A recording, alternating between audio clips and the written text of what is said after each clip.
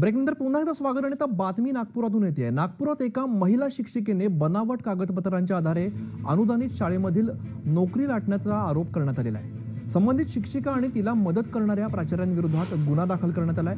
ही शिक्षिका 2014 पासून नोकरीला होती. गौरी गोस्वामी असं या महिला शिक्षिकेचं नाव आहे. सहाय्यक शिक्षक हेमंत गाजरे यांनी माहिती अधिकारी कागदपत्र मागितलेली आहे. त्यानंतर बनावट कागदपत्र देऊन नोकरीला लागल्याचं समोर आलेलं आहे. गुन्हा दाखल झाल्यानंतर शिक्षिका फरार आहे, तर प्राचार्याला अटक करण्यात आलेली आहे.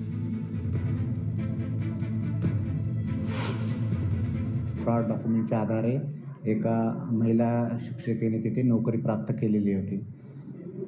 असा एक अर्ज प्राप्त झालेला होता. त्या अर्जाची आम्ही सविस्तर चौकशी केली आणि त्या चौकशीमध्ये आम्हाला असं निष्पन्न झालेले होते का त्या महिलेने जिथे डॉक्युमेंट्स सादर करून जी नोकरी प्राप्त केलेली होती ते डॉक्युमेंट हे खोटे आहे आणि वेगवेगळ्या बाहेर राज्यातील युनिव्हर्सिटीचे ते डॉक्युमेंट्स त्यांनी आमच्याकडे हजर केलेले होते. आणि त्या शाळेचे जे मुख्याध्यापक होते आरोपी त्यांनीसुद्धा त्यांना मदत केलेली आहे.